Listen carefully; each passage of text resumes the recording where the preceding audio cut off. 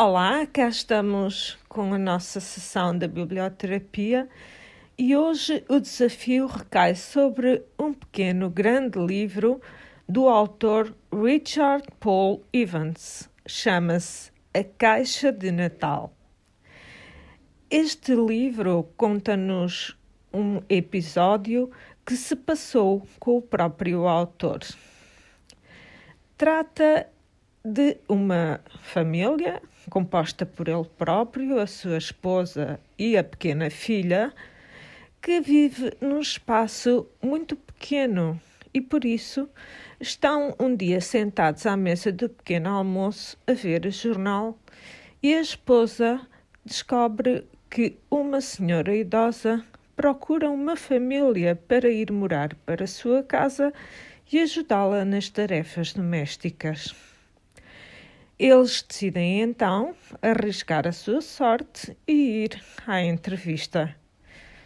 Afinal, o que a senhora pretende não é nada de especial. Apenas que lhe façam as refeições, que lhe tratem da roupa, que lhe façam mais uma outra tarefa e, em troca, dá-lhes um bom espaço para viver e também alimentação. Por isso, eles ficam muito satisfeitos na nova casa. Quando fazem a mudança, descobrem no sótão da casa uma velha caixa, mas muito rica, entalhada em nogueira com a cena da Natividade e com feixes em prata. Ficam intrigados, mas nada perguntam sobre ela, claro. Entretanto, descobrem também um berço, o que acham estranho, mas mais uma vez nada podem perguntar. Seja como for, estão felizes ali e a sua filha, Jenna, é muito bem tratada e acolhida por Mary Ann, a quem todos chamam Mary, porque, na verdade, o que ela pretende é uma família que lhe faça companhia e não tanto pessoas para lhe fazerem trabalhos domésticos. Richard, o autor do livro, trabalha numa loja de aluguer de trajes para festas. E a verdade é que o trabalho, estando em expansão, é cada vez maior e ele tem cada vez menos tempo para dedicar à família, sobretudo à sua filha. Entretanto, Mary Ann conta-lhes que o seu marido trazia belas peças de arte das suas viagens e colecionava bíblias. Quando ele faleceu, ela vendeu quase todas as bíblias, tendo ficado apenas com 3, uma das quais para seu uso pessoal. Um dia, a esposa de Richard descobre que a bíblia que Mary usa está molhada de lágrimas e comenta com o marido o que se passará com ela e se ela terá alguma coisa a esconder do seu passado. Um dia, Mary faz uma pergunta muito estranha a Richard. Qual foi a primeira prenda de Natal? Ele responde: ouro, incenso e mirra, pensando nos presentes dos Reis Magos. Mas ela abana a cabeça, afirmando que ele está enganado. Ele fica sem saber, mas também não dá grande importância àquilo. Entretanto, Richard começa a ter sonhos um pouco estranhos, em que vê um anjo de pedra. Uma noite acorda ao som de uma caixa de música. Ele pensa que está a sonhar, mas, na verdade, quando acorda totalmente, percebe que ali está mesmo o som a vir de algum lugar. Então vai com a sua lanterna e chega ao sótão, onde encontra o som a vir da caixa que antes lá tinha descoberto com a cena da Natividade. Ele abre a caixa e a música para. Ele fica abismado. Como é que é possível que uma caixa vazia, com apenas alguns documentos lá dentro, produza música? E ainda por cima se cala depois de ser aberta. Ele não resiste a ler a primeira carta. É uma carta de amor, mas não parece ser a um amante. Ele fica completamente baralhado. Voltando a Mary, ela descobre que tem um tumor no cérebro e pouco tempo de vida porque nada mais há a fazer.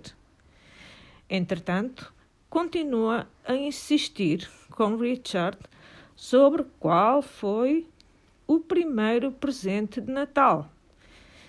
Ele acha estranho o comportamento dela, mas pensa dever-se à doença e comenta com a mulher que a doença já deve estar a afetar-lhe o cérebro, ao que ela responde que é impossível, porque Mary está completamente lúcida e que se calhar quer transmitir-lhe alguma mensagem que ele ainda não captou. Richard está cada vez mais confuso, mas a verdade é que está também cada vez mais atarefado. A filha pede-lhe que lhe conte uma história e ele não tem tempo. A filha pede-lhe que a ajude num trabalho e ele não tem tempo. Anda sempre a correr, porque naquela altura do Natal os pedidos abundam e ele tem cada vez mais para fazer. Um dia, Mary pergunta-lhe: então, já sabes qual é a resposta sobre qual foi a primeira prenda de Natal? E ele diz: não, mas agora estou a fazer algo importante. E ela diz: isso não será tão importante como saberes a resposta a esta pergunta. E ele diz: pois, trata-se da minha contabilidade. Ela diz: tu ainda não percebeste quais são as prioridades nesta vida, e fica muito zangada. Richard está cada vez mais confuso. Bem, resolve pedir ajuda a um amigo da família, Steve, e vai conversar com ele, pedindo-lhe que lhe esclareça o que será aquela carta que ele encontrou dentro da caixa que estava no sótão e se ele sabe de alguma coisa do passado de Mary que a tenha perturbado. Então, Steve combina com ele encontrarem-se num determinado local e é assim que Richard fica a saber que existe um túmulo com um anjo de pedra onde há muitos e muitos anos Steve, quando era garoto, descobriu Mary a chorar desesperadamente pela sua filha que havia falecido apenas com 3 anos. Quando regressa a casa, Richard volta ao sótão e lê as restantes cartas. Ela refere-se a um anjo e Richard finalmente compreende. Entretanto, Mary é internada e quando ele vai visitá-la, ela pergunta-lhe: então, já sabes qual é que foi o primeiro presente de Natal? Porque Mary não estava a referir-se ao primeiro presente físico que alguém possa ter recebido, mas sim ao primeiro presente que, de acordo com ela, Deus deu à humanidade. Foi o seu amor por um filho. O amor do pai por um filho terá sido o primeiro presente de Natal. Richard descobre como tem sido negligente em relação à sua própria filha, pondo em primeiro lugar os seus afazeres. Então, Mary parte, mas parte a sorrir. E, antes de partir, ela olha em frente e diz: meu anjo. E Richard percebe que Andrea, o nome da sua filha de Mary, portanto, tinha chegado e queria estar com a mãe.